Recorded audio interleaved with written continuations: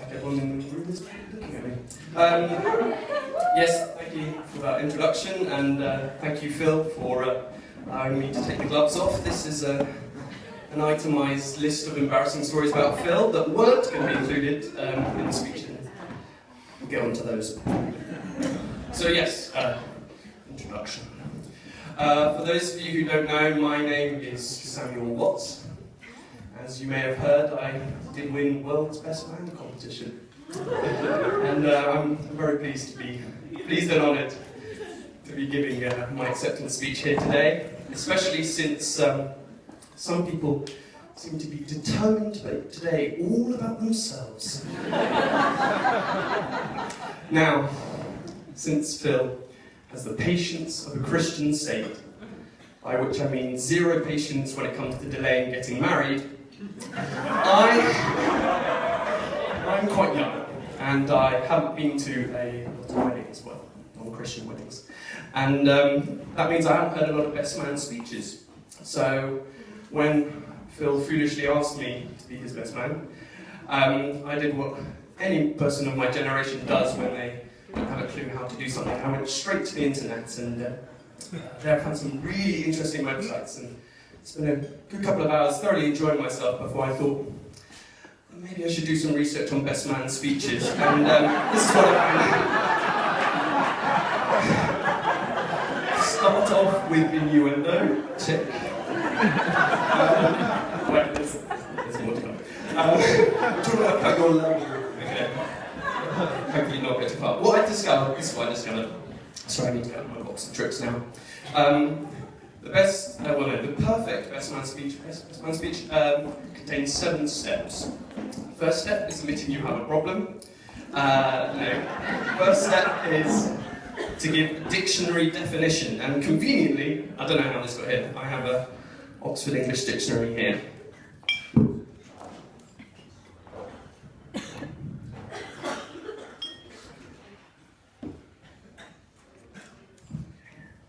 So this is the definition according to Oxford English Dictionary. Betrothal. Now, a binding promise to... Sorry. Really quite embarrassing. I'm very confused, the wrong one. I meant the one above. Betrayal. Now, an act of treacherous disloyalty or abandonment. To stab someone in the back. To cheat on the person you love, and run off with a girl the moment he's out of the country.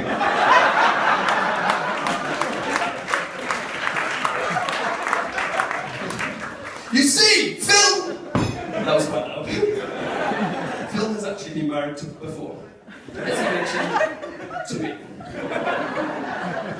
Now, I know some people may say it wasn't a real marriage, and that setting your Facebook relationship status as married to each other does not constitute a legally binding marriage, and is in fact an insult to the holy institution of marriage.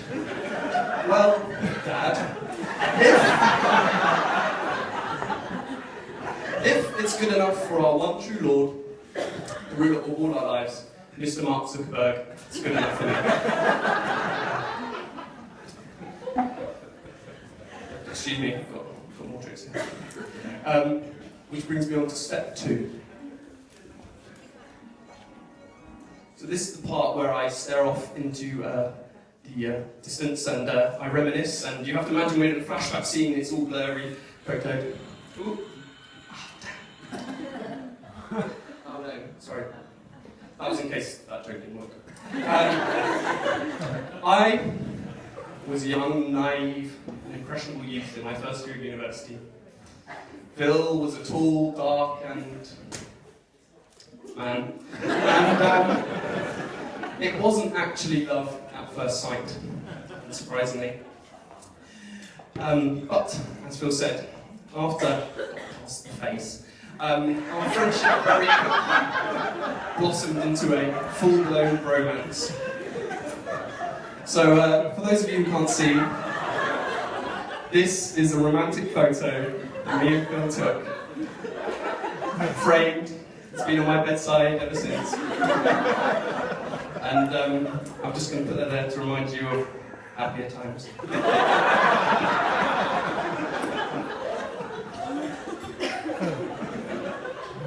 What's funny about this is we've actually given a copy of this years ago to our friend Kat.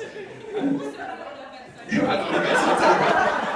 had to explain to people who came over why she had a photo of two of her friends who aren't in a relationship. Just on the bedside table. So, well, I'm not apologising for that, Kat, but my commiserations. So we had a full-blown bromance with mandates. We would play video games together, frolic in the woods, go for long walks on the beach, standard manly things. And we even celebrated Valentine's Day. This is completely true. On 14th of February, Valentine's Day, we went for restaurant and had a steak, drank whiskey, and watched a ridiculously over-the-top action movie at the cinema. So that was a wonderful Valentine's Day. Because you must understand, we were both unintentional bachelors back then. Due to our unfortunate mutual habit of not being romantically attractive to members of the opposite sex. People would joke we were like an old married couple. So, to deal with the pain, we ironically set our Facebook relationship status as married to each other, not briefly, for 4 years.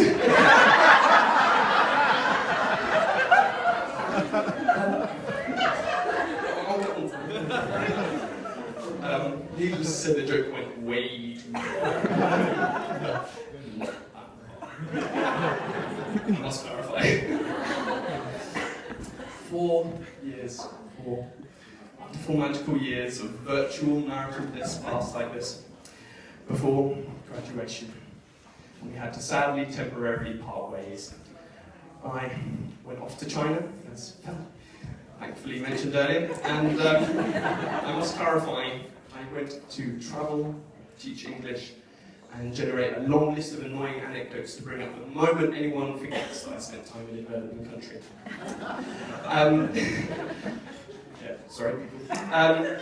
I had been gone only a matter of days, literally a matter of days, when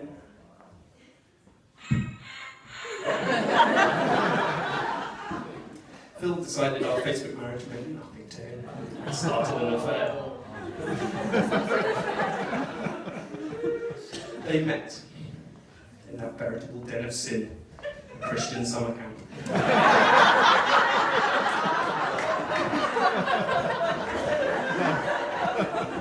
Phil was looking for a church, and conveniently so was Jess, which formed an excellent cover to start their illicit love affair. At the time, the temptress Jess worked in a... I'm really sorry. She worked in a tax-dodging, extortion racket.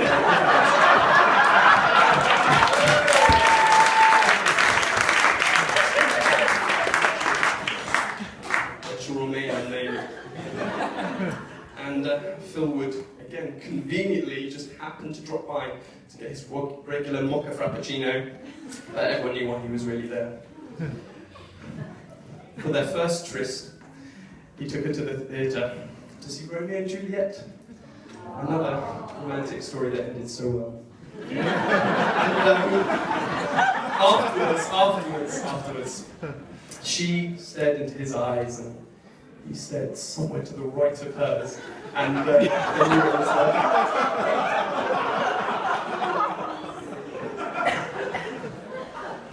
By the time I found out, it was too late.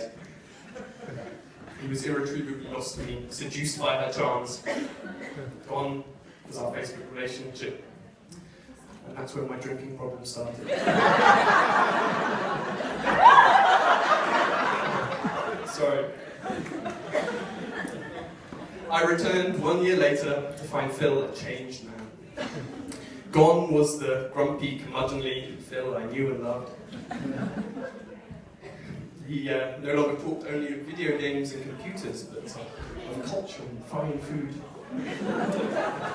He even regularly washed.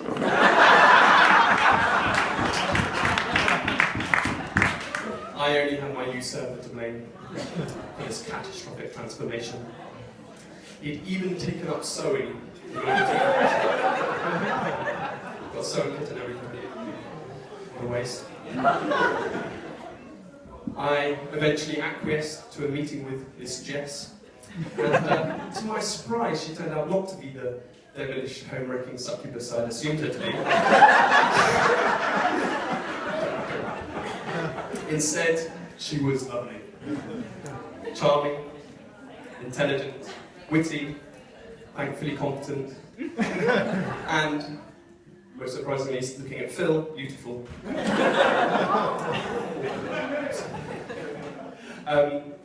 All joking aside, genuinely the first time I hung out with you guys, it was the most natural thing in the world. We've been hanging out for donkey's years. It's like we've been hanging out for donkey's years, and I look forward to donkey's years of hanging out with you guys. On to step 3. According to your powerful internet, I must give marital advice. As a single man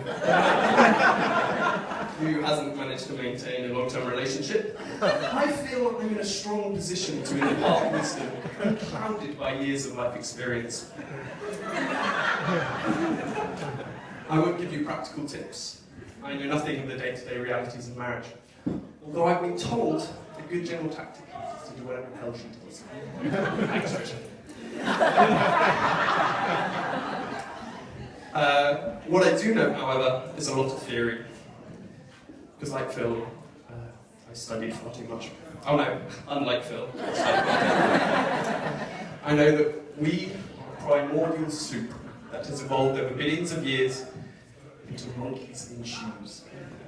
And as monkeys live on a 4.6 billion-year-old rock that's hurtling through space at 390 kilometers a second, orbiting a 1.4 million kilometer wide permanent thermonuclear explosion. I studied science. And this is only one of hundreds of billions in our galaxy, which is in itself one of 100 billion in our universe, which is 92 billion light years wide, as far as we can tell. It could be infinite. And when you keep that in perspective, suddenly the fact that the toilet seat's been left up yet again suddenly doesn't seem like such a... So remember that. Step 4. I must give a symbolic gift. As surprisingly hasn't been mentioned, the love we celebrate today was formed over board games, which is why each of your tables is named after a board game, for those of you who are confused. And each of those board games, Phil took the pieces and used them as part of his proposal. I know, very romantic. And continuing this theme, I have a very tenuous analogy. Today, you don't stop playing your own board games to play one together. Today, you start building your own board game together, piece by piece, square by square, day by day. And as a ham-fisted metaphor, I have here a make-your-own Monopoly set that I'm going to present to you.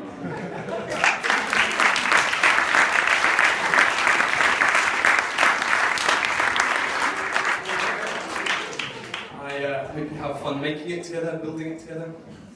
I've been told I wasn't talking about working on it, but for those of you who were paying attention earlier. I hope you have fun building it, and I hope you play it for years to come. And remember that this board game, like your marriage, is more than the sum of its pieces.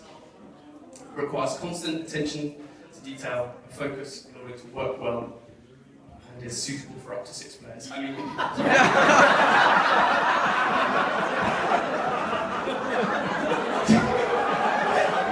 what I really mean, is it's all about beating the other person. No. It should always be fun, no matter how complicated Step 5, soppy emotions. Now, I'm genuinely not very good about talking about emotions. So I'm going to end by paraphrasing Benedict Cumberbatch's Sherlock at Watson's wedding. Don't worry, I'm really hoping there won't be a murder. For those of you who watch Game of Thrones, this is really boring. In the recent television adaptation. I never expected to be the best friend of the bravest and kindest and wisest human being I have ever had the good fortune of knowing. Phil, I am a ridiculous man, redeemed only by the warmth and constancy of your friendship. But, as I'm apparently your best friend, I cannot congratulate you on your choice of companion. Actually, no, I can. Jess, when I say you deserve this man, know it is the highest compliment of which I'm capable. And I mean every word of it. Basically, what I'm trying to say, Phil, is you are the Watson to my Holmes, the Robin to my Batman, the hairy Chewbacca to my Devonshire and so on. And as such, I will not let you go lightly. But for Jess, I'm very, very glad you will. Step 6, conclusion, you'll be glad to hear. So I end with asking only 2 things of you. Jess, take care of him. He's a kind and wonderful and special man, and he means a lot to me. Phil, don't screw this up. I'm serious, you're never going to find a girl this way.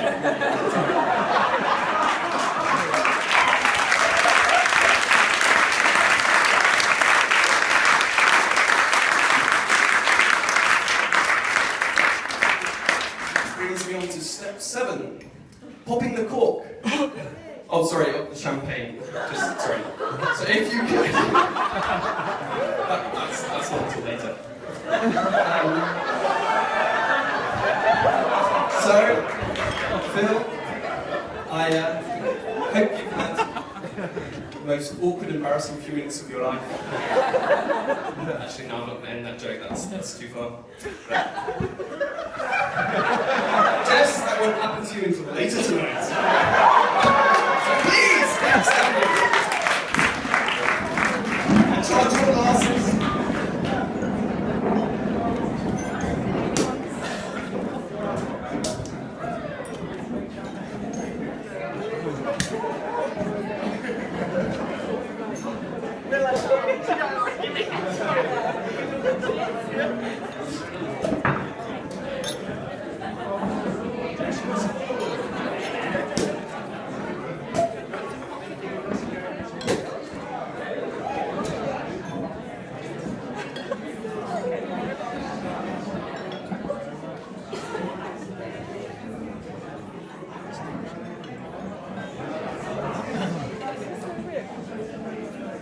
Is everyone ready?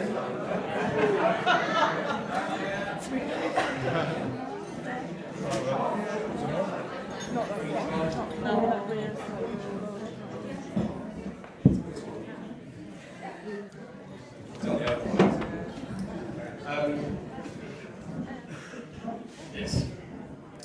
To Mr. and Mrs. Howe. May you have many happy, long years building a life together. Cheers. Cheers.